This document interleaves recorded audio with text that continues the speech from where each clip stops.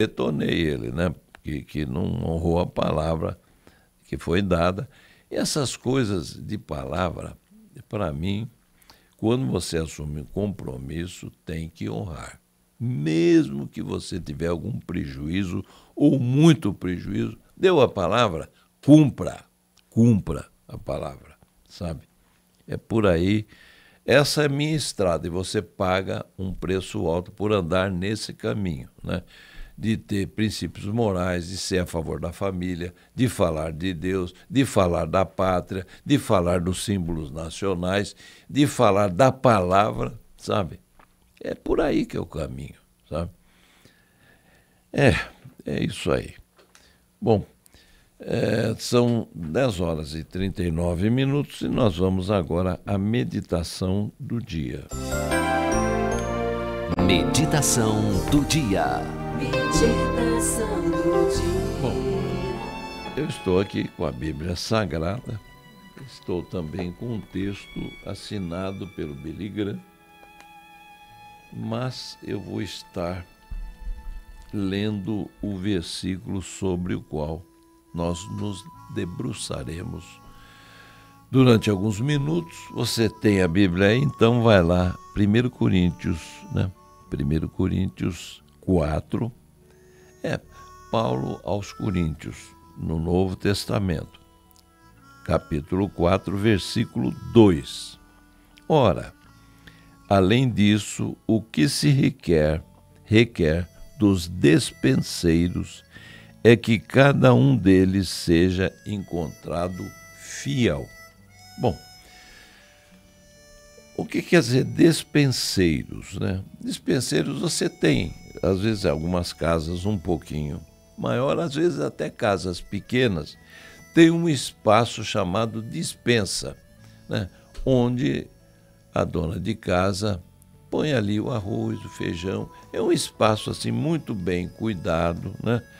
Muito limpinho, né? Porque é ali que se guarda as coisas que a dona de casa compra, às vezes no supermercado, ou numa feira livre, né?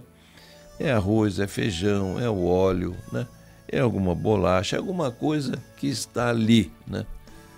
Uma lata de sardinha ou muitas latas de sardinha. Tem aquelas casas maiores, pessoas mais abastadas.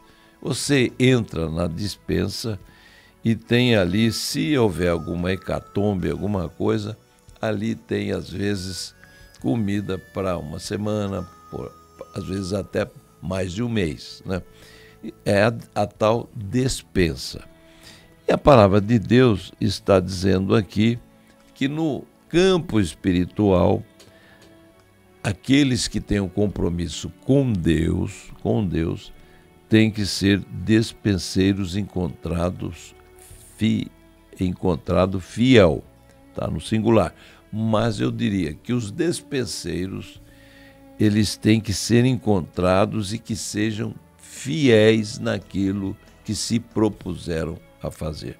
São pessoas que cuidam da despensa e essa despensa tem que ser íntegra. Ela tem que ser administrada de maneira séria. Por quê? Porque quando o despenseiro é fiel, né? Ele vai estar honrando aquilo que lhe foi confiado, sabe? Então, nós, né, cristãos, e eu estou aqui me servindo, a espinha dorsal daquilo que eu estou falando é um texto aqui do Billy Graham. Nós cristãos deveríamos ser como um diamante, né? O diamante lapidado vira um brilhante, sabe? E nós temos que brilhar, né? O nosso compromisso com Jesus Cristo, ele tem que ser visto pelas pessoas. E o Billy Graham usa aqui a figura de um diamante. E eu já acrescento aqui, o diamante já lapidado, ele brilha, ele fica assim contra a luz.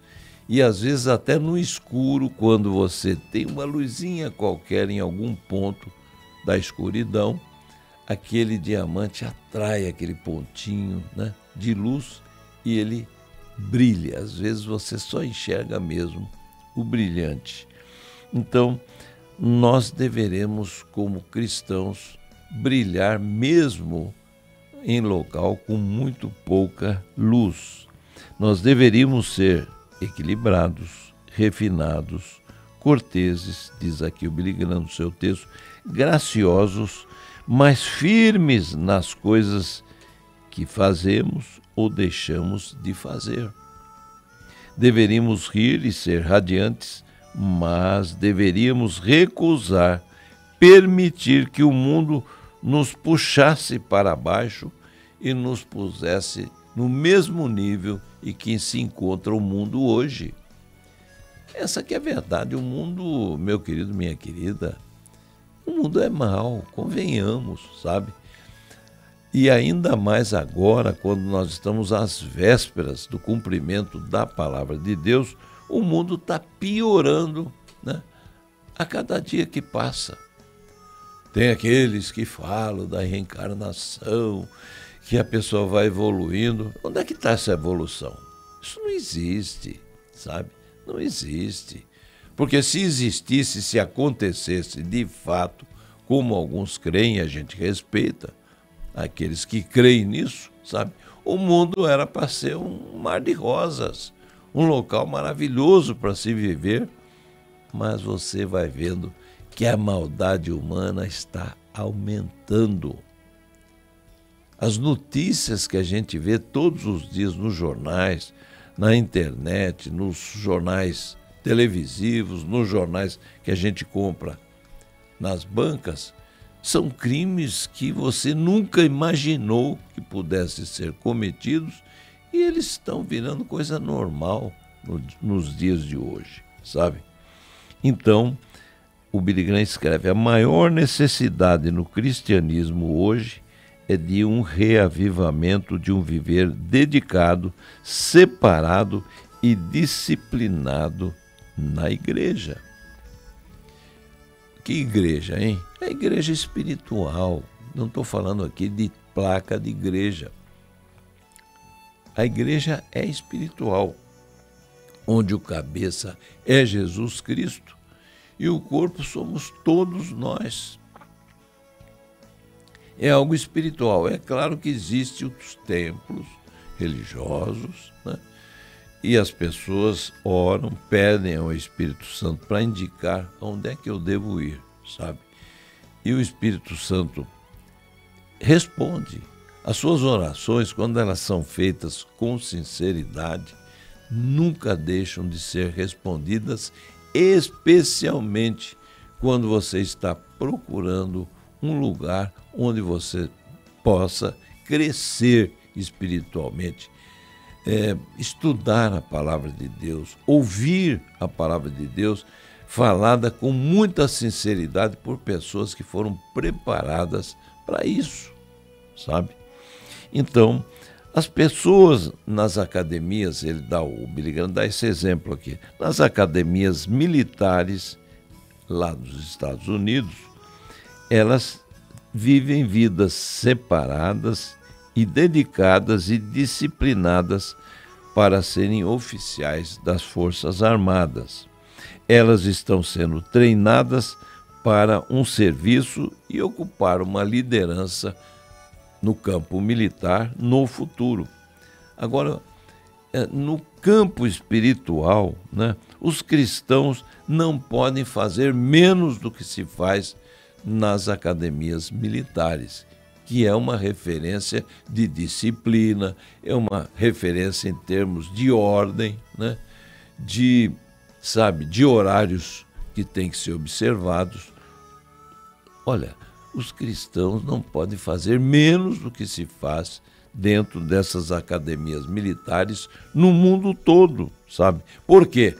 Porque nós temos que fazer parte desse exército chamado Exército de Jesus Cristo, sabe? Então, A Bíblia diz: rogo-vos, pois, irmãos, pela compaixão de Deus. Nós meditamos sobre esse versículo há poucos dias. Que apresenteis os vossos corpos em sacrifício vivo, santo e agradável a Deus, que é o vosso culto racional. E não vos conformeis, ou seja, não vamos tomar a forma desse mundo cruel que está aí, que só tem coisa com aparência linda, bonita, mas que espiritualmente representa uma vitória do inimigo quando nós tomamos a forma desse mundo cruel que aí está, sabe? Cheio de mentira, cheio de atrativos, né? Que parece, vem dizer para mim, ou vem dizer para você que é cristão, que aquilo que o mundo oferece é feio, sabe? Não é agradável. Claro que é agradável à carne, mas representa uma abominação a Deus, né? Ela não acrescenta nada ao nosso espírito, sabe? Por isso que nós não devemos nunca tomar a forma do mundo. Não vos conformeis, não queiram ter a forma daquilo que está acontecendo no mundo, sabe? Então, mas transformai-vos pela renovação do vosso entendimento, para que experimenteis qual seja a boa, agradável e perfeita vontade de Deus. Olha, Cristo, quando esteve entre nós, ele pretendia que seus seguidores fossem diferentes. E Cristo continua o mesmo, ele quer isso de cada um de nós. Nós temos que ser diferentes, sabe? E aí eu tenho que recorrer a um outro texto bíblico que eu amo, que está lá, estou aqui com a minha Bíblia, né, em segunda carta aos Coríntios, né, de Paulo aos Coríntios 3, versículo 2. Olha o que está escrito aqui. Vós sois a nossa... Eu já falei aqui sobre esse versículo algumas vezes e vou repetir, porque esse versículo é muito importante e eu amo esse versículo. Vós sois a nossa carta escrita em nosso coração, conhecida e lida por todos os homens, estando já manifestos como carta de Cristo, produzida pelo nosso ministério, escrita não com tinta, mas pelo Espírito do Deus vivente, não em tábuas de pedra, mas em tábuas de carne, isto é, nos corações. O que quer dizer esse versículo? Olha, meu querido, minha querida, você que é cristão, de repente, você está sendo observado por alguém que nunca pegou uma Bíblia na mão. Você está sendo observado por alguém que nunca ouviu alguém falar sobre Jesus, sabe? E essa pessoa, olha o significado desse versículo, a sabedoria de Paulo, que é a sabedoria de Deus. Deus usou o Espírito Santo de Deus, inspirou Paulo a escrever o quê? A escrever que você, meu querido, minha querida, você que é cristão, você que é cristã, você, de repente, é a própria Bíblia, pelo seu comportamento. E a pessoa que está olhando para você, que está observando você, está lendo a Bíblia no seu modo de ser dentro da comunidade em que você vive. A pessoa vai notar que você é diferente, sabe? E você está com uma palavra escrita no seu coração, sabe?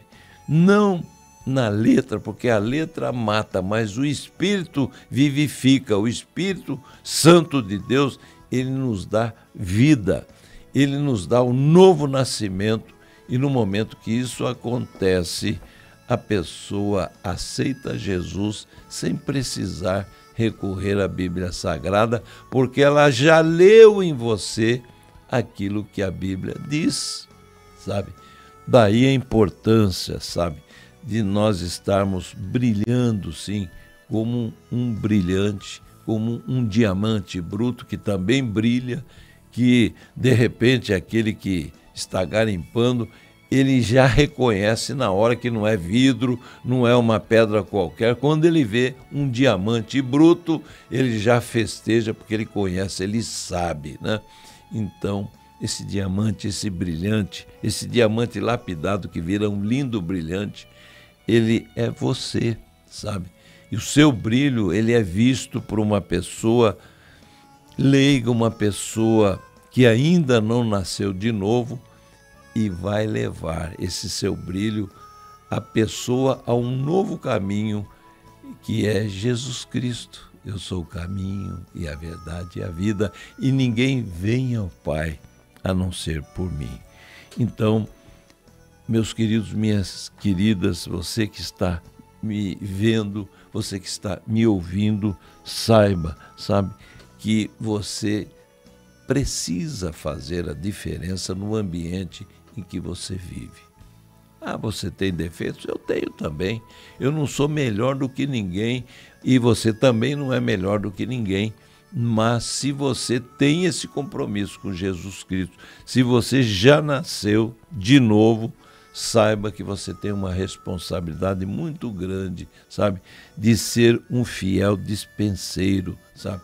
De você distribuir o pão da vida, de você distribuir a água da vida àquelas pessoas que estão sedentas de Jesus, sedentas pela palavra, e de repente algum gesto seu, uma palavrinha sua, sabe, pode dar vida nova àquelas pessoas que estão dedicadas, né?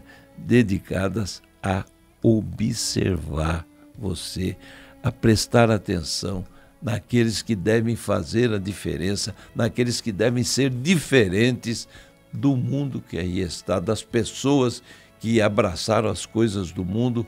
Elas não têm nada a oferecer a quem quer que seja, mas se você tem compromisso com Jesus, você vai brilhar de maneira muito diferente e você vai ganhar muitas pessoas para o reino sem precisar abrir a boca para fazer qualquer tipo de explanação ou pregação, sem você precisar colocar uma Bíblia na mão de quem quer que seja, porque a pessoa já leu em você a palavra de Deus.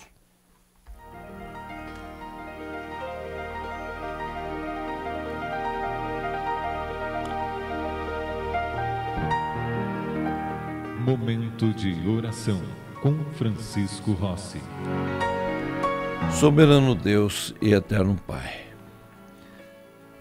eu quero te agradecer, Pai querido, pela oportunidade que tu me destes, ó Pai, para que eu pudesse levar essa tua santa e bendita palavra às pessoas que se dignaram a ficar conosco neste momento de oração, Pai. Muito obrigado, ó Pai, por ter me dado esse instrumento, ó Pai, para que nós pudéssemos propagar a tua santa e maravilhosa e bendita palavra. Bendito seja o teu santo nome, ó Senhor. Ó Pai Santo, em nome de Jesus, eu quero te pedir a favor das pessoas que estão conosco agora em oração. Clamar a ti, ó Pai. Pedir a tua misericórdia àquelas pessoas que estão esperando um milagre ainda hoje, Pai. Pai Santo, eu quero te pedir a favor das pessoas pelas quais nós temos orado, Pai. Eu quero te pedir, ó Pai, e tu colocasses agora aqui no meu coração, ó Pai, para que eu peça, Pai, a favor do nosso querido irmão Wilson Estadulho, que está lá em Mato Grosso do Sul, enfermo, Pai Santo, numa UTI, Pai. Em nome de Jesus, eu quero clamar pela vida dele, porque ele te ama, ele é teu servo, ele tem feito a diferença neste mundo que nós vivemos e ele está precisando de um milagre. Ó Pai Santo, em nome de Jesus, eu quero te pedir a favor das pessoas pelas quais nós temos orado por problemas de saúde, te pedir, ó Pai, a favor das pessoas cujos nomes estão inscritos no livro de oração aqui desta emissora, Pai. E eu desde já te agradeço, Pai, pelas respostas. Eu creio que Tu és um Deus misericordioso.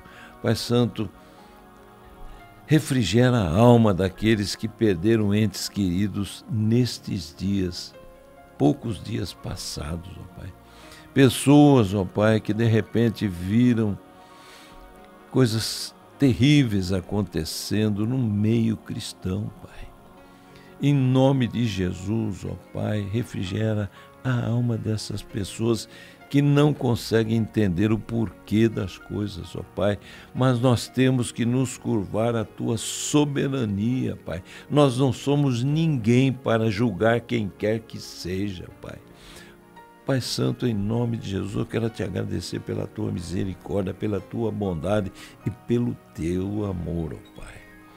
Pai Santo, em nome de Jesus, ó Pai, responde as orações e os pedidos que estão sendo feitos agora, Pai, por muitas pessoas que estão orando conosco, e eu te peço, ó Pai, que essas pessoas possam continuar dando testemunho, não aqui nesse programa, mas na congregação dos santos, possa dar testemunho no seu ambiente de trabalho, na sua escola, seja lá onde for, ó Pai. Pessoas que possam testemunhar, falar e provar que Tu és um Deus maravilhoso, que não falha.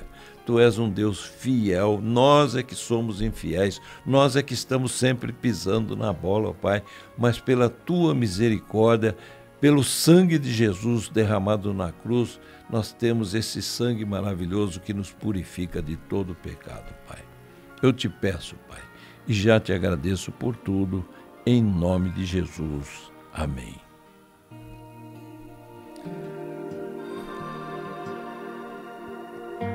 Nós vamos ouvir agora, com Lu de Isaías Saad, Seu Amor.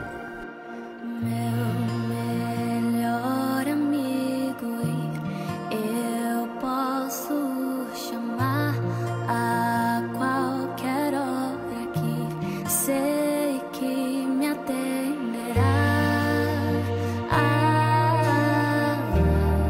Sei que me atenderá.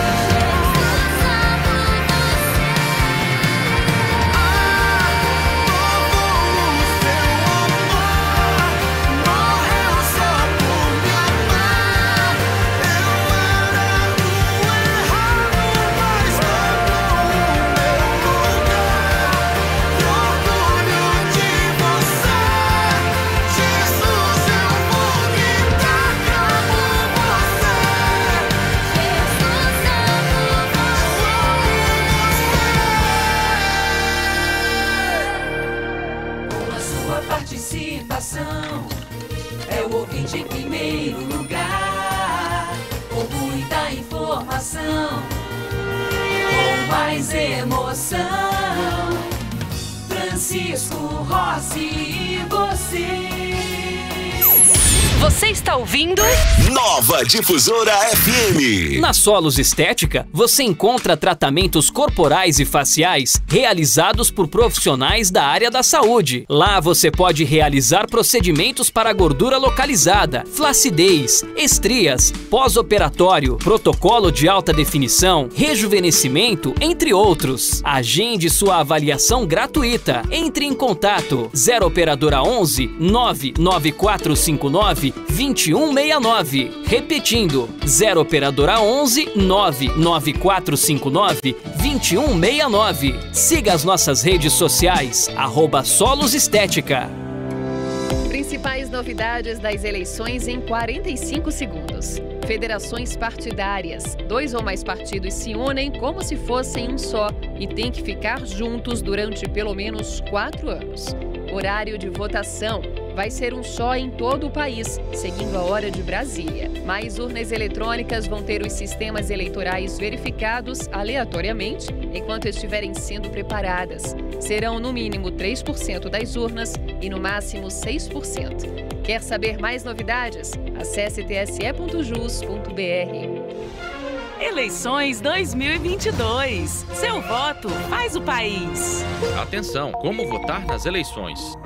Já ouviu falar de candidatura coletiva? É quando pessoas com as mesmas ideias se unem para lançar um integrante do grupo como candidato. O combinado é que todos podem participar das decisões sobre a candidatura, mas na urna tem que aparecer apenas a foto do candidato e o nome dele. Até é permitido usar também o nome do coletivo, mas nunca sem o nome do líder junto. Exemplo, Maria representa um grupo chamado Flores. Então, na urna, pode aparecer só o nome dela ou Maria das Flores. Entendeu? Se o candidato for eleito, ele vai fazer um mandato coletivo e a qualquer momento pode se separar do grupo, já que o acordo entre eles é informal.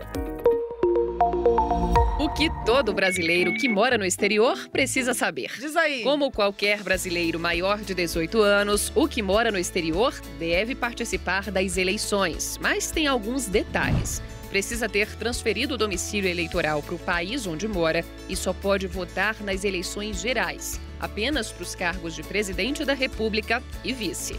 Se por algum motivo você não puder votar, não se esqueça de justificar a ausência, combinado?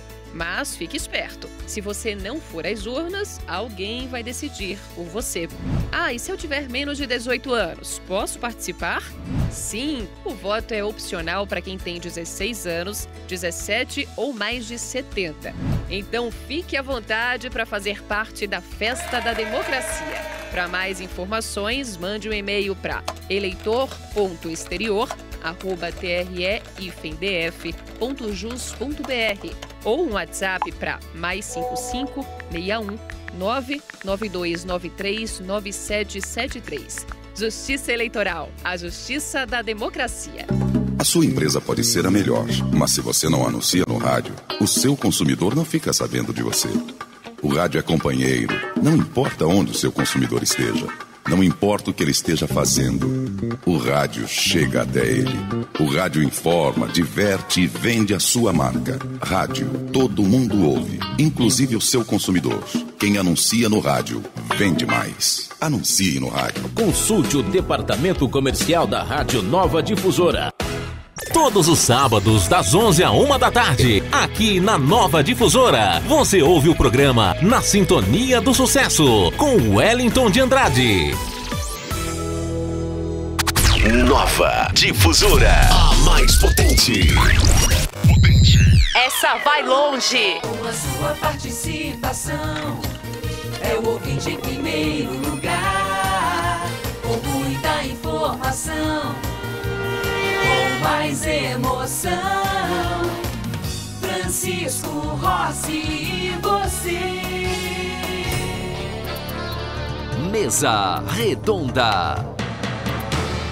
Bom, gente, estamos aqui de volta com a nossa mesa redonda, hoje com a participação do Berilo, que é nosso companheiro, está aqui todos os dias, né? Quando eu não estou, ele segura as pontas aqui no programa, a presença da nossa querida Ivani Colino. Ela é psicóloga, psicoterapeuta, filósofa, trabalhou 18 anos na maternidade Amador Aguiar. Eu sempre repito aqui porque aquela rotatividade no rádio, muita pessoa que entrou agora não sabia nada disso, né?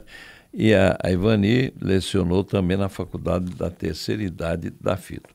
Também a presença do Humberto Ibrahim, que ele é dentista, proprietário da clínica Rafá Odontologia, e daqui a pouquinho nós vamos conversar com eles. Eu quero antes... Eu recebi um vídeo do Marco Júnior. Eu pretendia exibir esse vídeo ontem, mas ontem eu tive compromisso inadiável em São Paulo. Eu fiquei mais em São Paulo ontem do que aqui em Osasco, né? Cuidando de coisas relacionadas à rádio e de pessoas da minha família, graças a Deus, coisas muito boas. Bom, então eu vou... o Marco Júnior, né? Ele se expressa muito bem, estava um pouco nervoso, né, em relação a alguns problemas aqui da cidade, mas vamos soltar o vídeo. É um vídeo curtinho e ele está fazendo uma sugestão aqui para Osasco que eu acho muito válida. Vamos lá. Muito boa noite. Agora com o senhor, meu querido doutor Francisco Rossi, o melhor prefeito que Osasco já teve.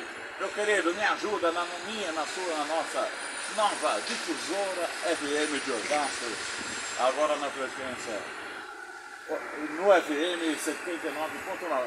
Doutor Francisco Rossi, Ana Paula Rossi, olha só, me ajuda, pelo amor de Deus.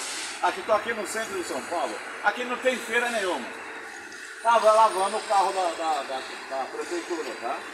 Eu sei que é município, não interessa, gente.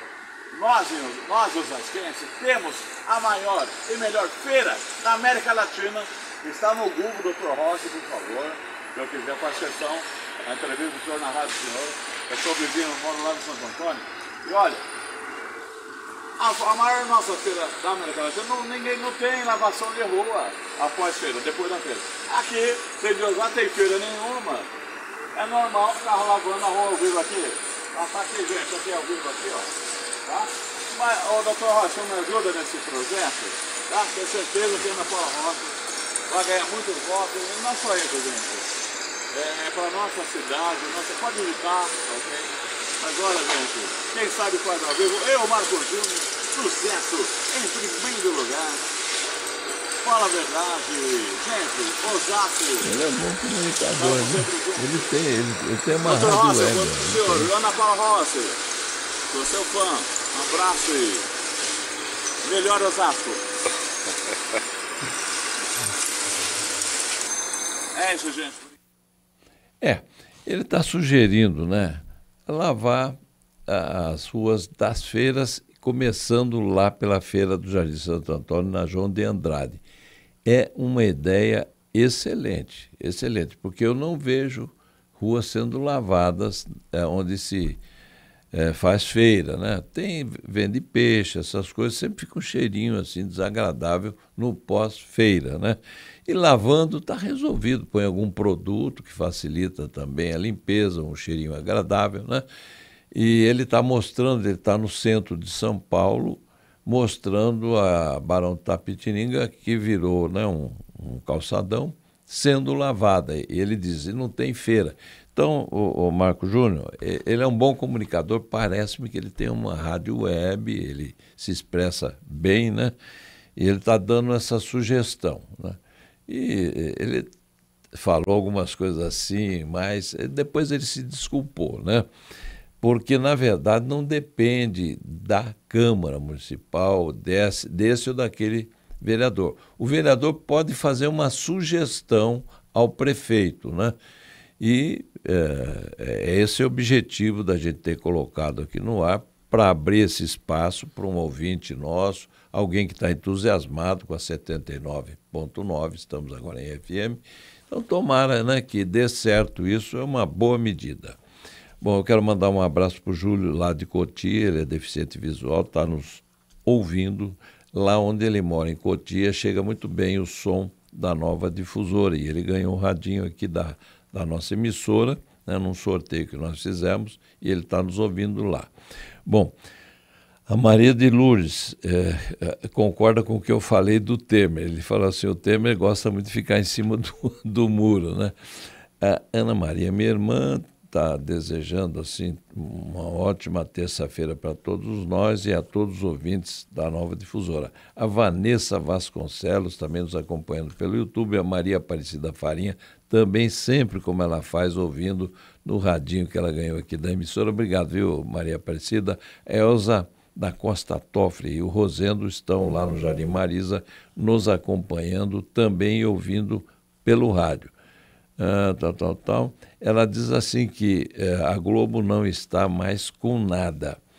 A Ivani Colina, ela está aqui, ó. Ela não perde tempo, né?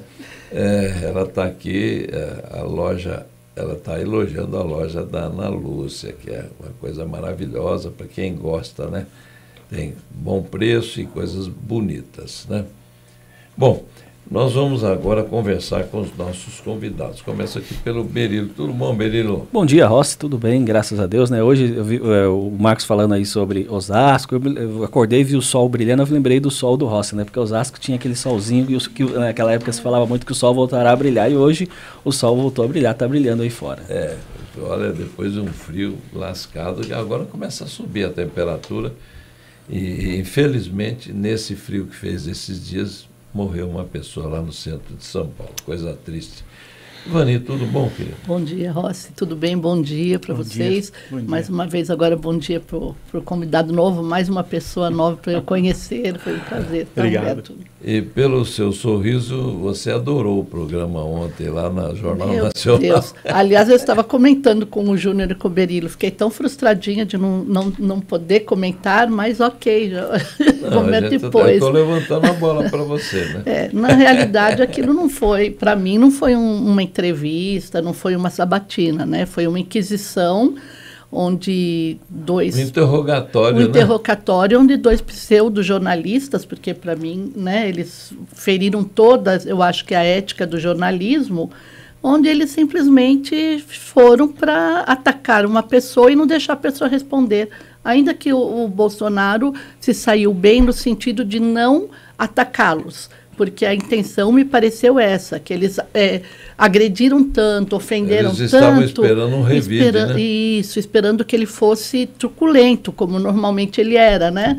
E ele se saiu muito bem nesse sentido, de conseguir se conter, né? Mas que foi triste de ver, foi uma cena horrível, porque foi um desrespeito total, a meu ver, né? Cada um vê para mim foi um desrespeito. De uma certa forma, não levou a nada, e eu espero que as pessoas que estivessem indecisas agora percebam qual é a real intenção da Rede Globo.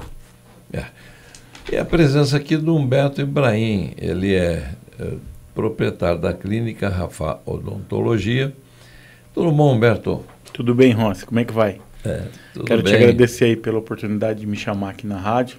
Estou muito impressionado, primeira vez que eu venho numa rádio assim. Muito obrigado. O que te impressionou mais aqui? O ambiente, assim, eu sempre acompanho rádio esportiva, eu vejo o pessoal em rádio esportiva, nessa mesa redonda, e eu nunca imaginei que eu fosse estar numa mesa redonda assim, conversando com vocês. Estar numa rádio, num YouTube é novo, para mim experiência coisa nova para você. Fala um pouquinho da sua clínica, Rafa Odontologia. Você também tem um testemunho muito bonito. Sim. Eu quero dar... vamos, antes de mais nada, eu vou soltar aqui um vídeo da sua clínica, a central de vídeo. Está tudo ok aí? Tudo ok? Então vamos lá, o vídeo institucional da clínica. Lembrando que aqui não é propaganda paga. É algo que nós fazemos com os nossos convidados, seja o ramo de negócio que for. A gente tem prazer, né, em estar divulgando aqueles que acreditam ainda no Brasil e ainda continuam investindo, lutando, batalhando e gerando emprego. Vamos lá. Minha mãe, esse é o testemunho. Não, eu pediria, esse não é, esse é o vídeo do testemunho. Eu estou pedindo o vídeo institucional da clínica. Está no ponto aí ou não? A Rafa fica lá no Medic Life, em Alphaville. Nós temos 2 consultórios lá.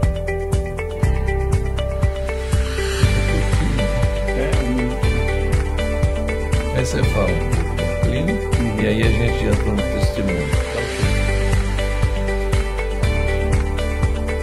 Moderna. É uma clínica bonita.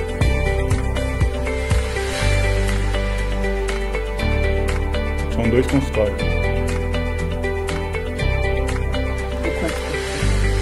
A gente tem 3 profissionais lá, um de cada área. Medic Life.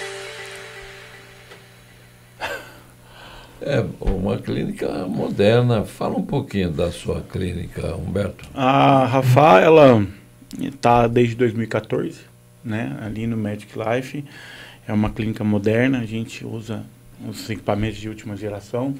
Nós temos hoje principalmente 3 profissionais, que sou eu, o diretor da clínica, e a minha especialidade é cirurgia. A gente trabalha com implante, enxerto, extração de siso, essa é a minha especialidade. Tenho também o Dr. Nefto Abrão, que é o especialista na parte estética, de lentes, facetas, ele trabalha com essa parte lá na clínica. E nós temos os profissionais de ortodontia, né? Em alguns momentos que a gente tem algum horário vago, a gente traz uns dentistas da parte de harmonização facial.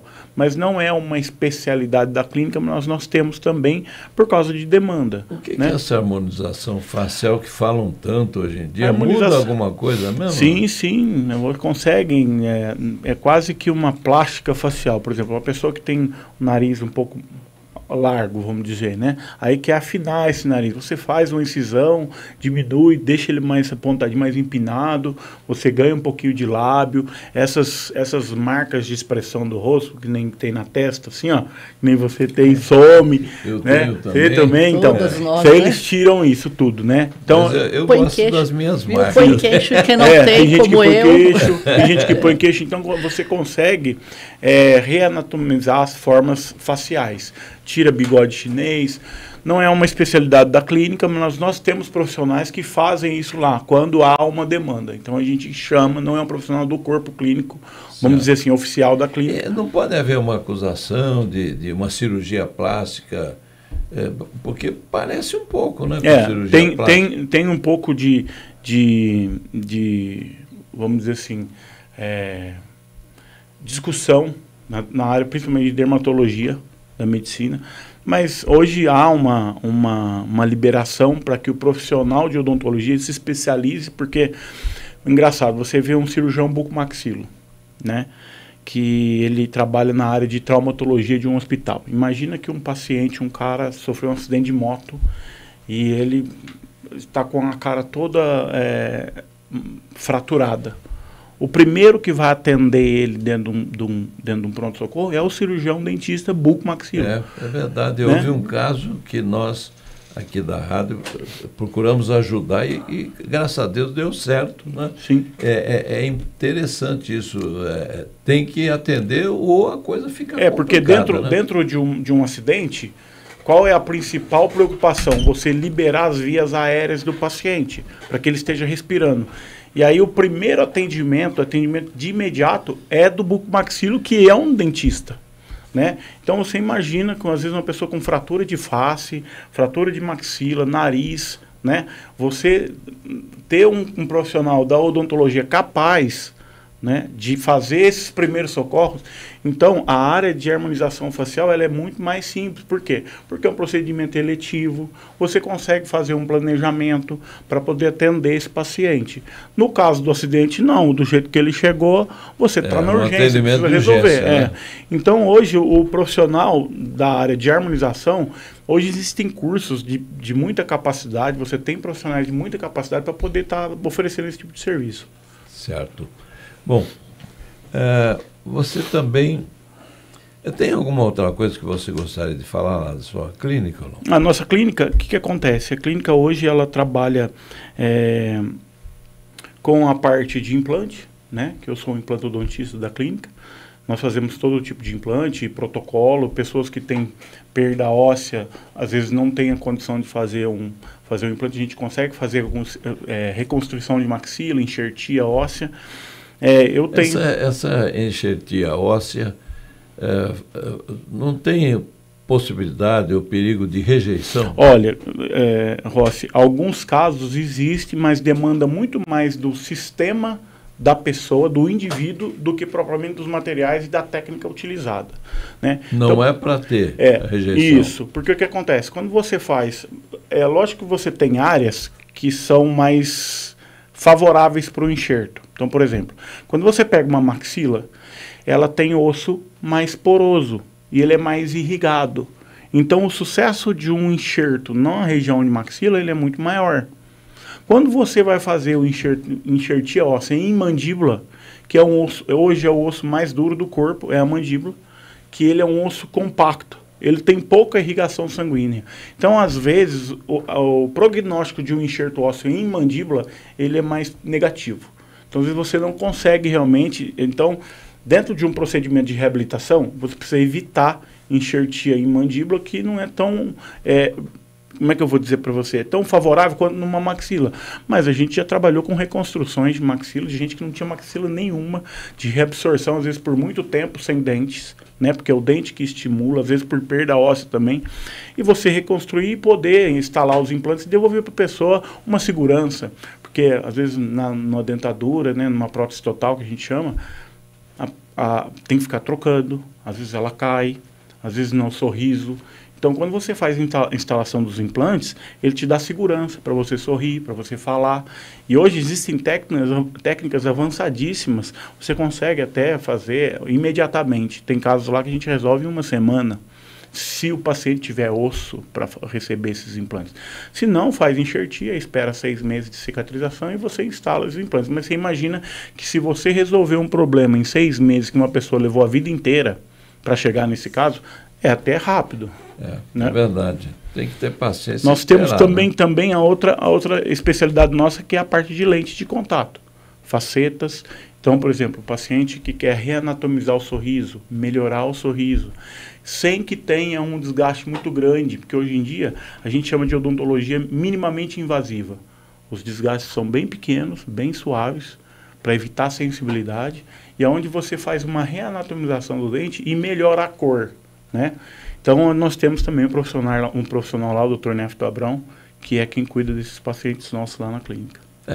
Bom, se alguém tiver interesse, vocês fazem lá uma avaliação, um orçamento sem compromisso? Sim, sim. Se falar que veio aqui da rádio, a gente consegue fazer isso. Sim.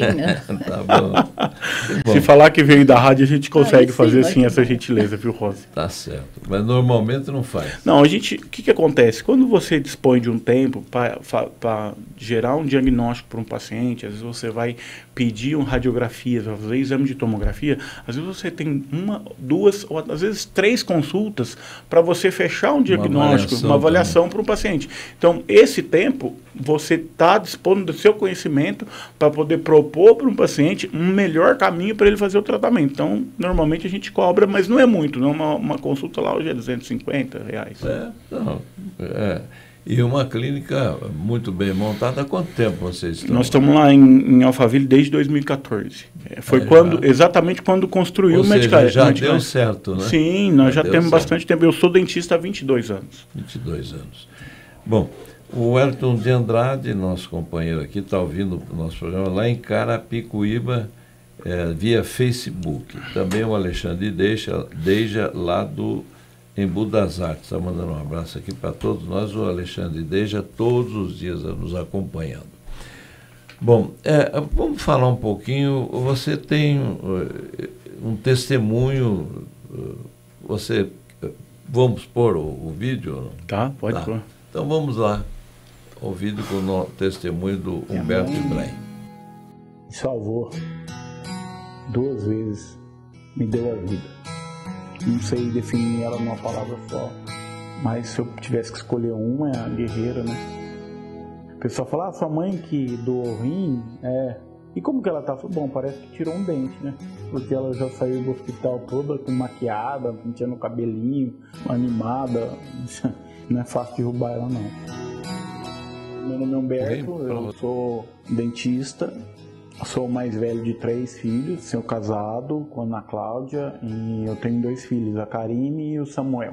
Eu tenho uma doença genética, né? Eu tinha uma doença genética que é o rim policístico. E eu descobri essa doença por acaso em 2005, mas em 2013 eu comecei a ter as pielonefrites, que são os rompimentos de cisto, renal, hemorrágico, e eu comecei a urinar sangue, e foi num processo de 2013 até 2019, onde minha doença evoluiu muito e culminou na retirada dos 2 rins. Eu fiz hemodiálise diária todos os dias durante 1 ano e meio. Olha, eu vou te dizer, eu acho que eu nunca fui tão bem atendido como na Nefrostar. O pessoal muito humilde, sempre muito prestativo, os médicos acessíveis. A gente tem estrutura, eu cheguei a passar mal lá algumas vezes, com queda de pressão, e sempre eles estavam prontos para atender. Mesmo as urgências, eles têm também a estrutura de ambulância, as máquinas de hemodiálise lá são de primeira. Durante o tratamento que eu tive que fazer hemodiálise, eu tive Covid-19, eu tinha condição de fazer a hemodiálise isolado. Lá é demais. Na festa de aniversário eles faziam para os pacientes, né? Adorei, assim, um ambiente muito bom, eles são muito profissionais e tem coração para fazer e para cuidar. Minha mãe, ela ficou viúva com 30 anos de idade, com 3 filhos pequenos, e ela nunca mais casou de novo. Ela abandonou a vida dela para cuidar da gente. Uma pessoa muito forte. Foi em julho de 2019 que eu removi os rins, e logo em seguida, quando foi removido os rins, a minha mãe já estava preparada para poder me fazer a doação dos rins. A gente tinha feito já exame de compatibilidade e ela deu na hora compatível o rim dela para mim, e ela falou, não, eu mesmo que vou doar o rim, e ela fez com todo o amor, né? Então ela pulou na frente e resolveu a parada. E aí, em outubro, dia 14 de outubro, nós fizemos um transplante renal. Foi fantástico. Deus conservou ela em saúde para poder doar o rim para mim. Eu só tenho gratidão, né? Porque minha vida é praticamente uma vida normal. E você saber que sua mãe que estendeu sua mão de novo, tem que agradecer a Deus e agradecer a minha mãe. Eu queria mandar um beijo a todas as mães que estão aí.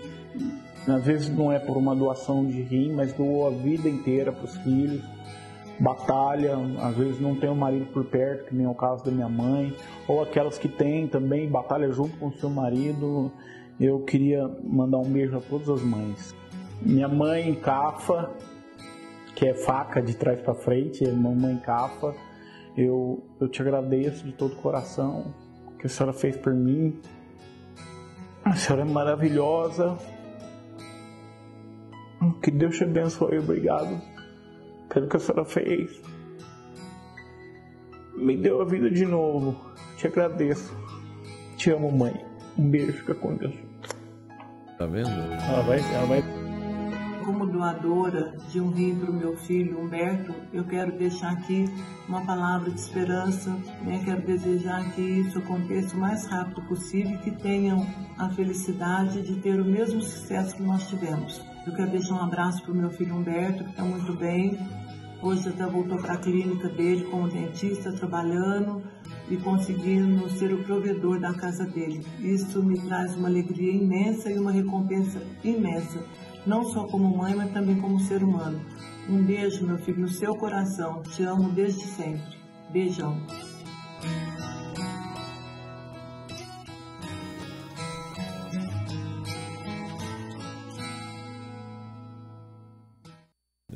Vani, sua olhar feminina... Fica, né? Como mãe, acho que até o coração ela daria. E ela está vendo o programa? Ela agora está com problema com a minha irmã, que também está com problema renal. E está no hospital, mas agora não tem como ela doar para minha irmã. Que é um problema genético que a gente tem na família. A gente ainda não sabe, né? Ela está num processo evolutivo da doença renal policística, que foi o problema que eu tive. Ela tem uma complicação, que a minha irmã, nessa época, em 2020, ela sofreu um acidente de bicicleta, bateu a cabeça.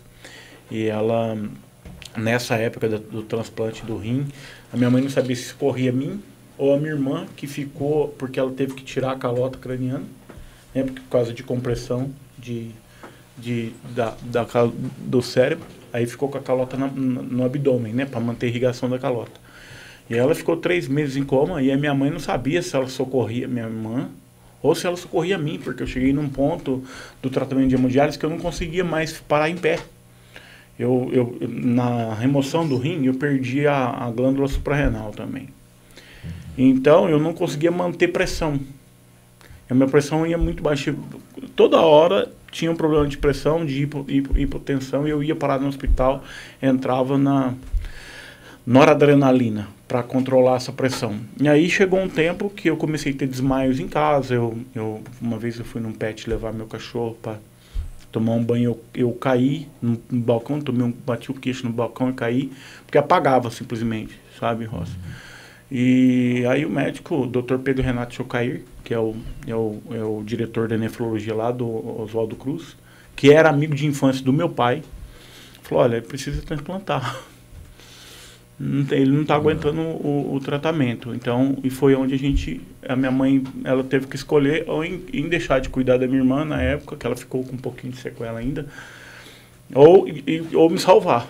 Aí ela teve que deixar a minha irmã por um tempo para poder doar o rim para mim. Ela veio aqui, doou o rim.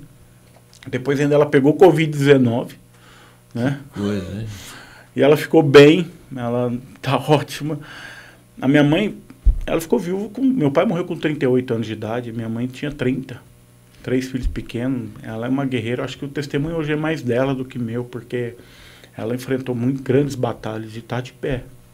Olha, que testemunho edificante, viu? Forte. E sua mamãe, que coisa linda, né? É indescritível. Eu me emocionei também, sabe? Eu não esperava, né? Para mim, uma surpresa, né? O seu testemunho, e a gente veio aqui, né? Eu até conversei com você, vai lá, divulga a sua clínica, mas de repente você tem algo assim muito, muito grande, né? Algo maior, né? Para levar para as pessoas. E só Deus mesmo, não? Teve uma hora, porque assim, Rossi, eu descobri minha doença renal policística em 2005. E a doença renal policística, normalmente, ela pode passar despercebida. Em 80% dos casos. Ela é silenciosa? Ela é silenciosa. Tem gente que morre de velho com um rim policístico que não tem nada. Mas quando ela se desenvolve, aí ela é como um ovário policístico. Então, por exemplo, a mulher tem um ovário policístico, ele começa a ficar muito grande. O que tem que fazer? Remover. No meu caso, eu comecei em 2013, eu descobri em 2005, e eu comecei a fazer controle de pressão. E como é que você descobriu? Eu tive pedra no rim e fui fazer um ultrassom.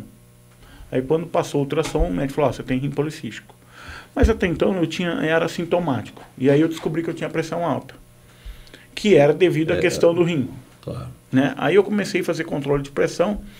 A minha maior dificuldade era controle de peso, né? Sempre foi, a vida inteira.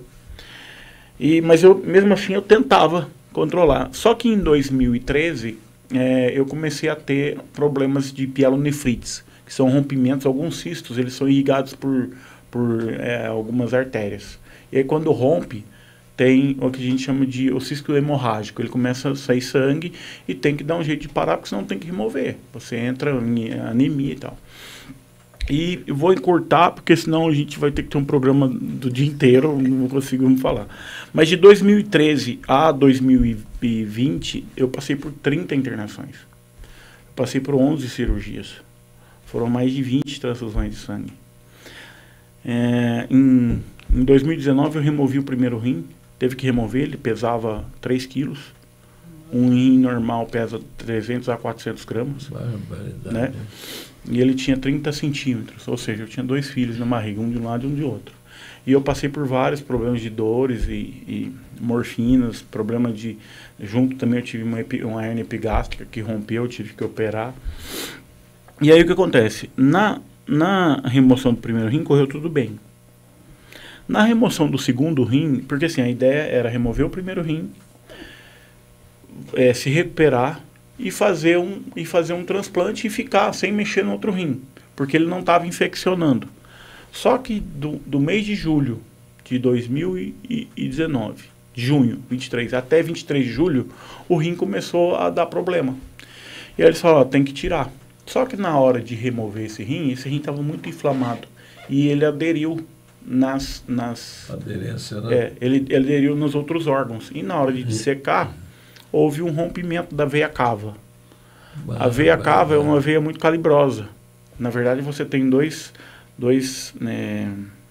artérias ou dois ramos de irrigação muito, muito calibroso, que é a artéria aorta, que é a que sai do coração e irriga o corpo.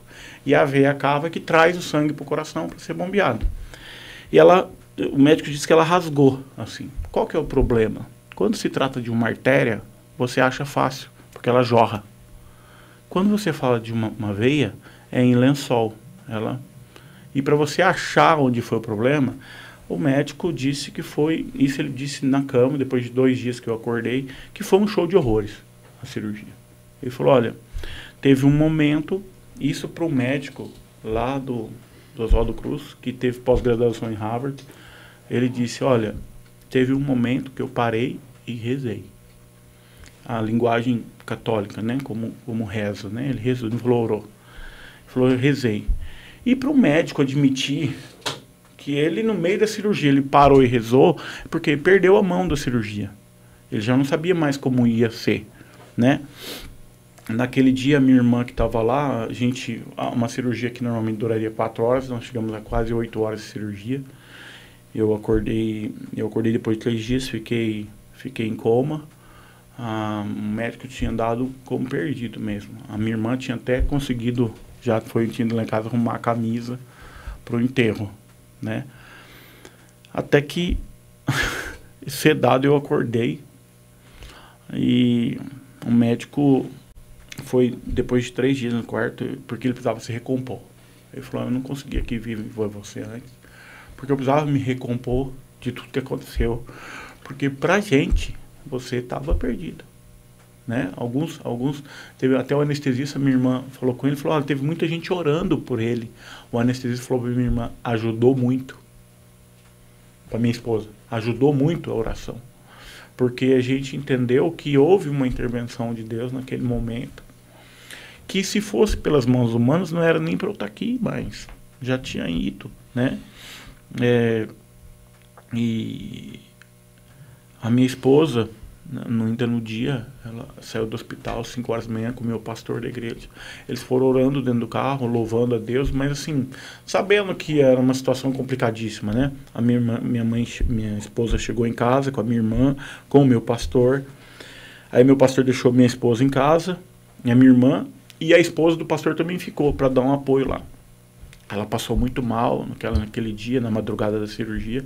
Eu fiquei em coma. Mas no outro dia ela recobrou a consciência e falou, ele precisa de mim. Aí ela chegou no leito lá do hospital e falou, ó, você tem promessa. Deus tem promessa. Você precisa sair daí.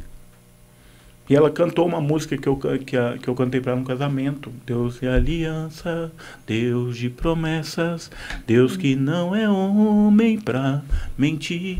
Que foi uma música que nós cantamos no nosso casamento. E depois de uma meia hora eu acordei. E eu acredito muito que esse momento que ela teve me ajudou a sair disso, né? E depois eu passei por um ano, 2020, que foi o ano que eu passei fazendo hemodiálise todos os dias. Eu tive um problema de... A hemodiálise era diária. Diária, porque eu não tinha rim. Né? Então, o que acontece? Eu não urinava, Rossi. Porque como não tem rim, eu perdi a ligação, né? Então, quantas vezes eu acordei à noite, ia no banheiro, chegava no vaso e lembrava que eu não fazia xixi. Tinha que voltar para trás. Sonhei muitas vezes que eu estava fazendo xixi. Sonhava.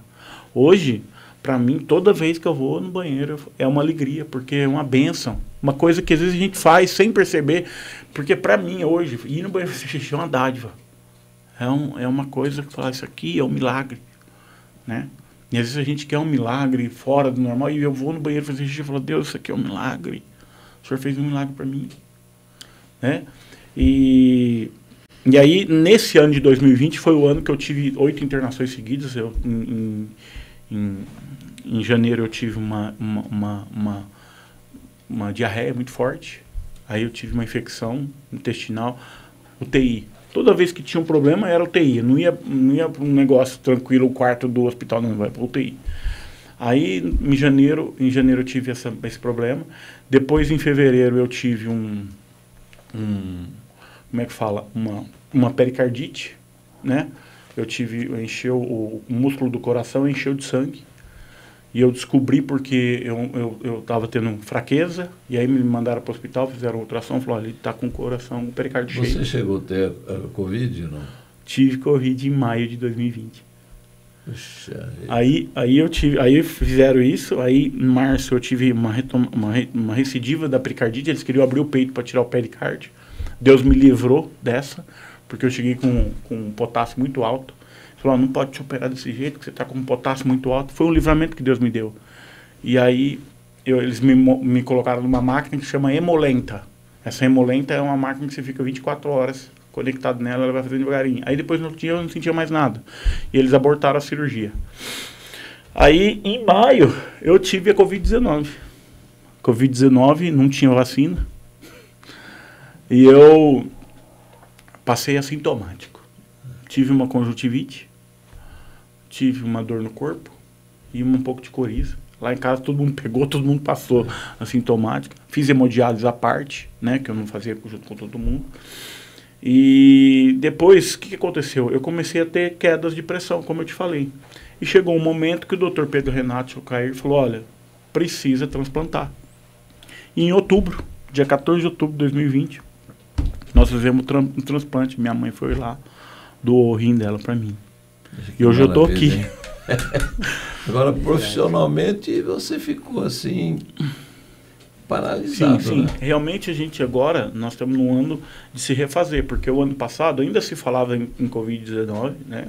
A pandemia estava no processo de vacinação e muita gente com medo de ir em consultório odontológico e tal.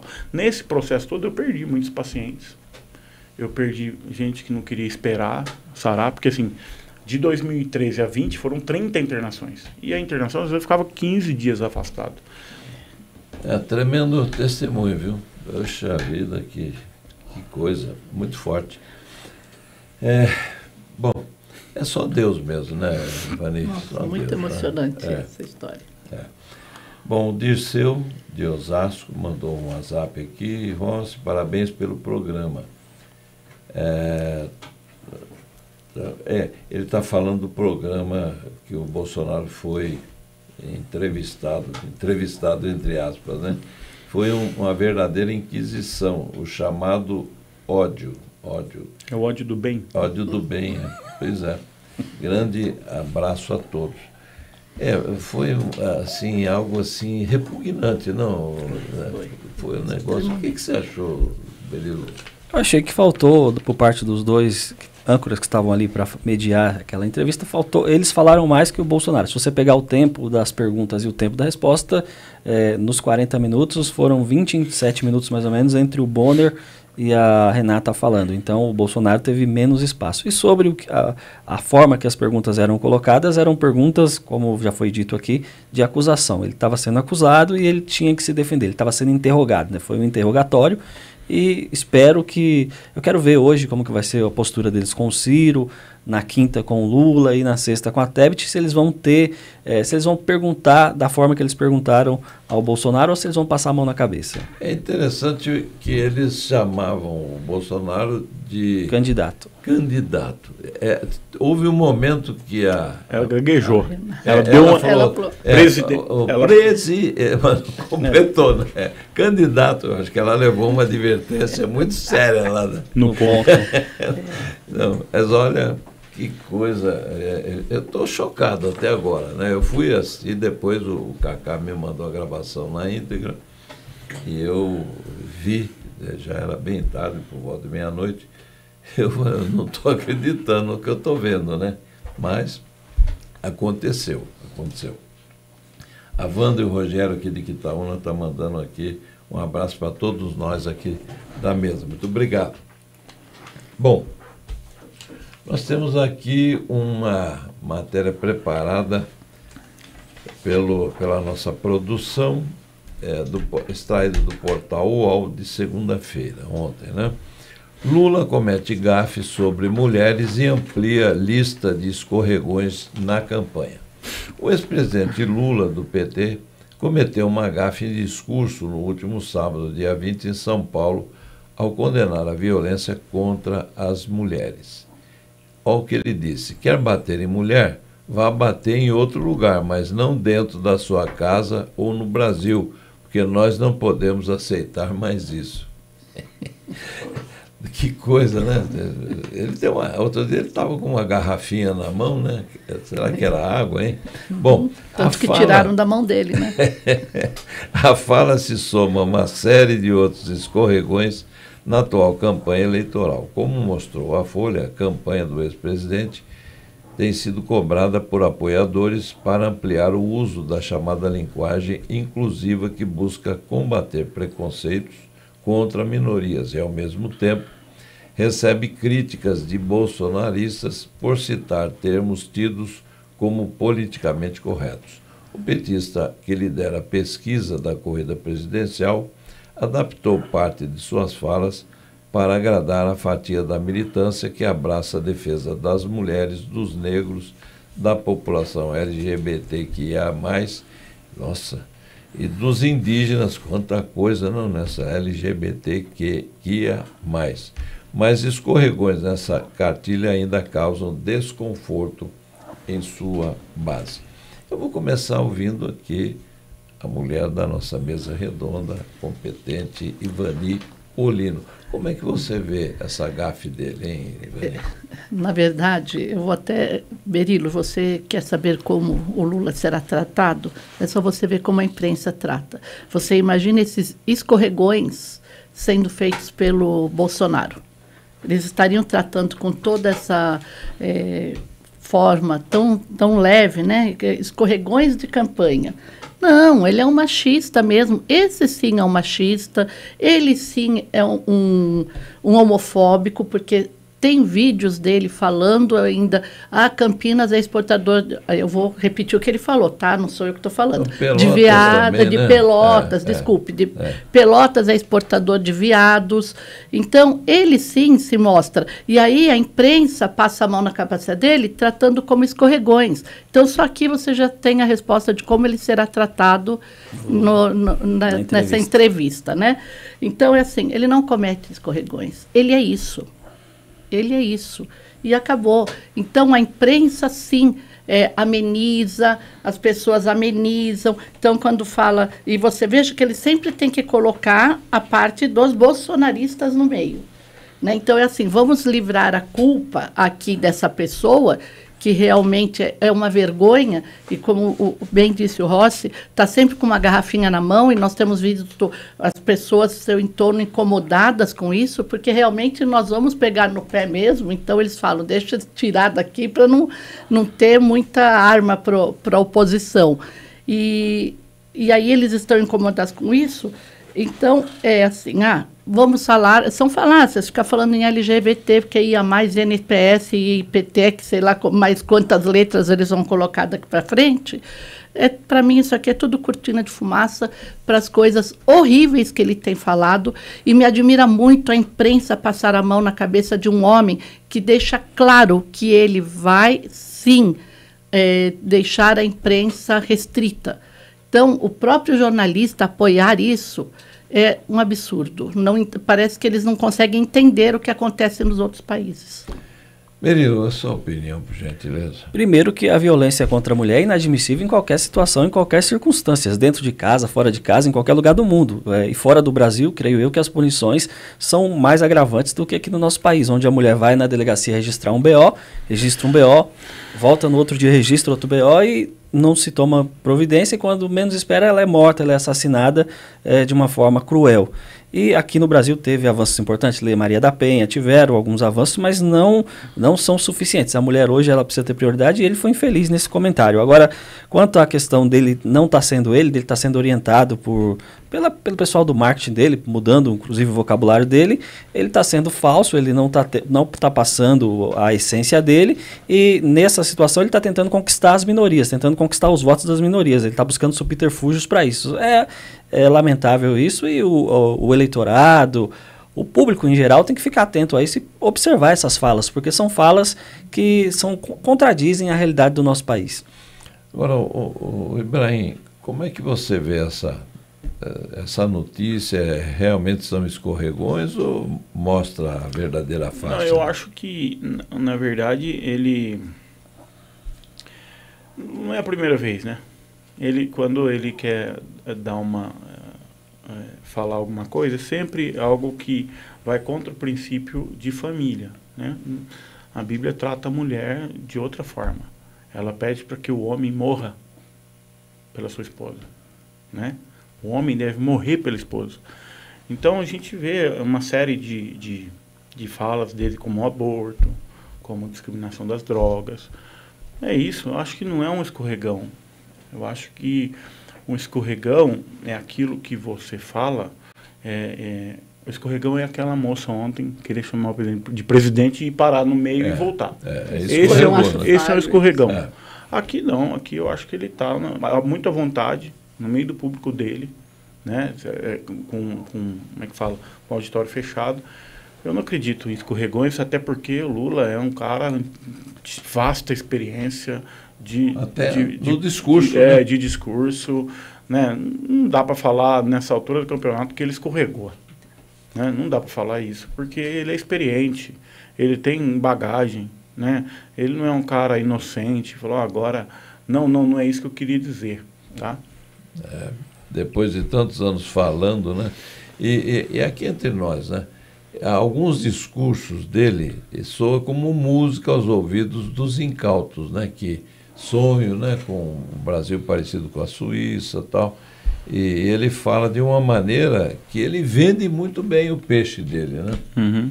Bom, 11 horas e 58 minutos, nós vamos aqui uma última notícia para a gente falar um pouco sobre ela.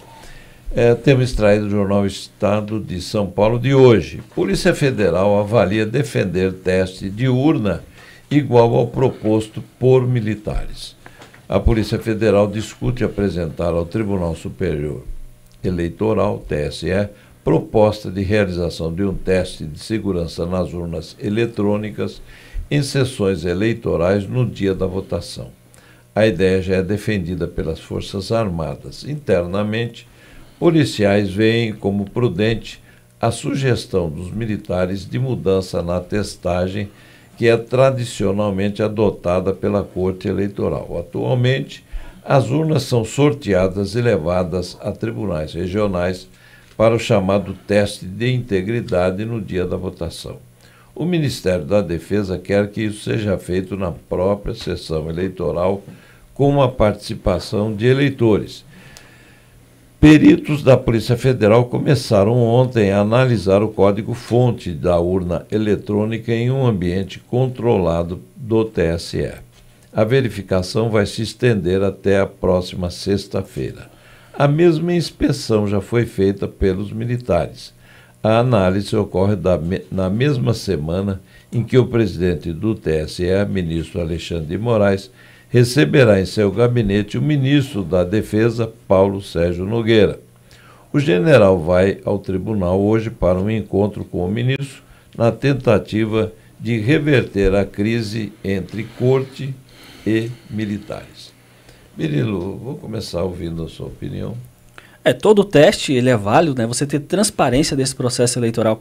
A cada dia isso fica sendo mais evidente que é necessário ter essa transparência. Primeiro, por dois motivos. Primeiro, teremos eleitores nessa eleição que chegarão na zona eleitoral e vão estranhar porque vão ver uma urna diferente. Esse ano haverá 2 modelos de urna. Tem uma urna nova que foi fabricada pela Positivo Informática, inclusive é um novo modelo de urna, é um modelo mais tecnológico, e isso sim vai espantar, vai assustar as pessoas. Então você ter todos esses testes de fonte, fonte, você conhecer o equipamento é importante, porque muito se fala, ontem inclusive na sabatina lá na Inquisição com o Bolsonaro, foi perguntado a urna, que a urna é segura, que a urna não tem conexão com a internet, que a urna é isso, aquilo, não tem mesmo conexão com a internet, o modelo antigo, esse modelo novo a gente não tem certeza, então é importante fazer todas essas observações, todas essas verificações, mas se a gente pensar bem, não precisava ter nada disso, bastava ter implementado lá na urna uma impressora que é idêntica à maquininha aí do cartão de crédito, que não teria um custo excessivo, seria prático, cortaria ali o comprovante, qualquer dúvida iriam lá,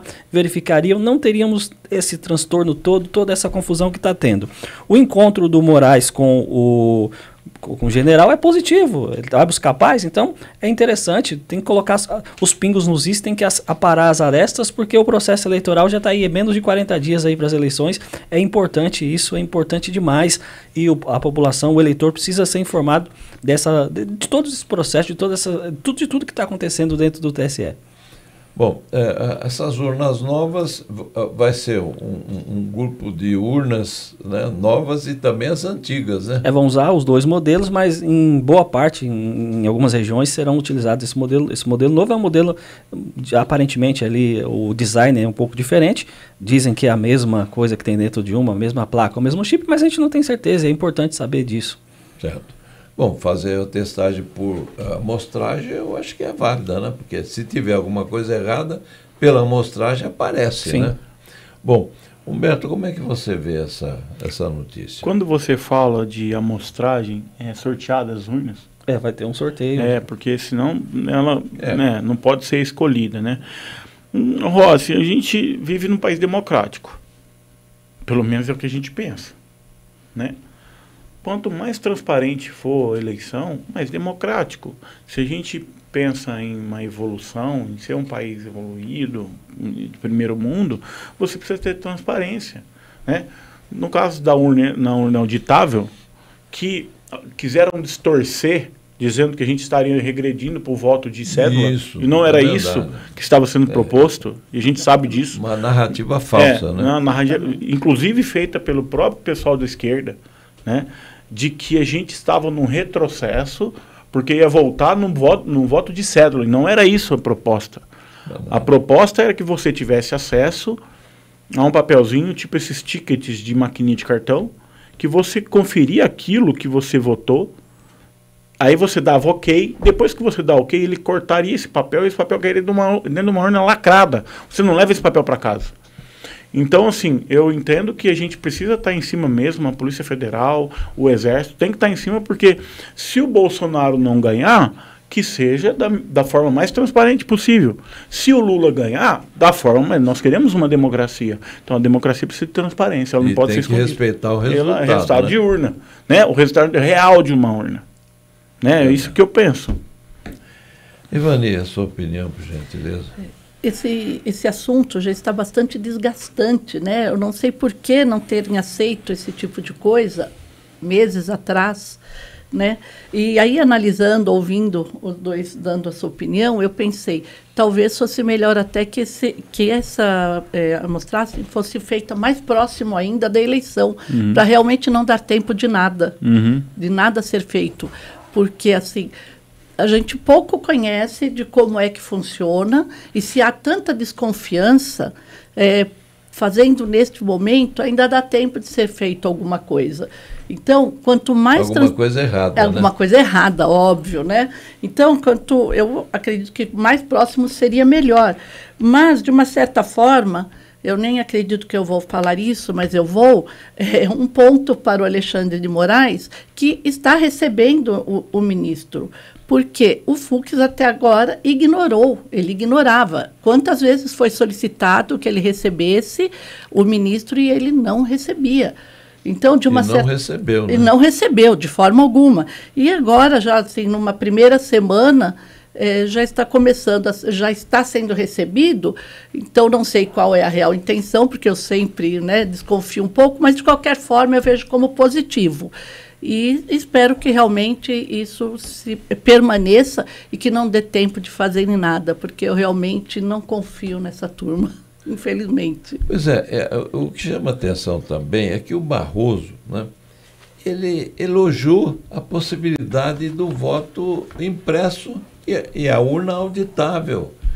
O que será que aconteceu que eles mudaram de opinião, não, Ivani? Antes de começar o programa, eu comentei exatamente isso com ele. Falei, é incrível que há tempos atrás, os mesmos que apoiavam a urna auditável agora são contra. A gente falou disso. Então tem razão sim o Bolsonaro de ficar, sabe, ficar esperto, né? Ficar esperto.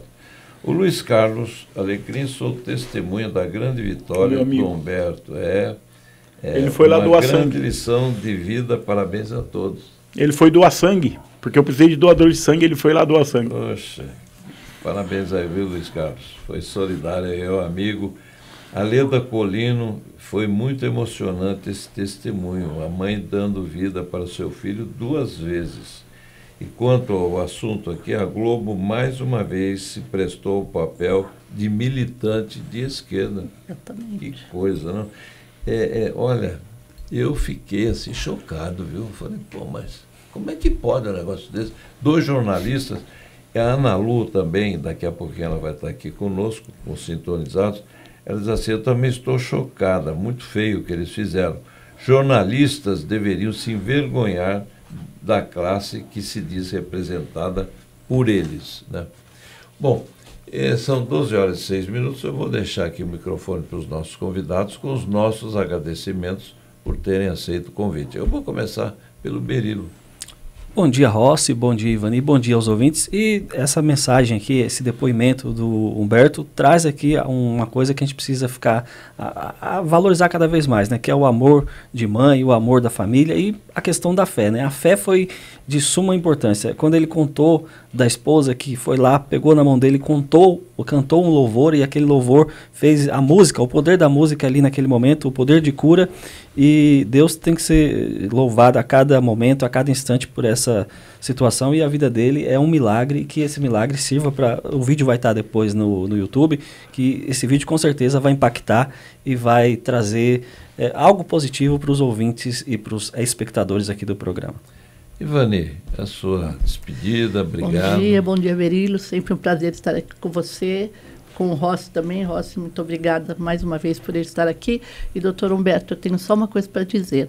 Eu sou muito dura na queda. Meus familiares sabem que dificilmente eu choro. Tem 2 coisas que me fazem chorar. Uma é a injustiça. Quando eu sou injustiçada ou alguém é injustiçado, acho que me vem uma revolta que me faz chorar. E a única coisa que me faz chorar e muito são relacionamentos mães e filhos, pais e filhos em geral. Então eu posso assistir o filme que for, pode ser um filme de guerra, eu não choro. Pode ser um filme de amor, que o marido e a mulher, um morreu, o outro ficou sem perna, não choro.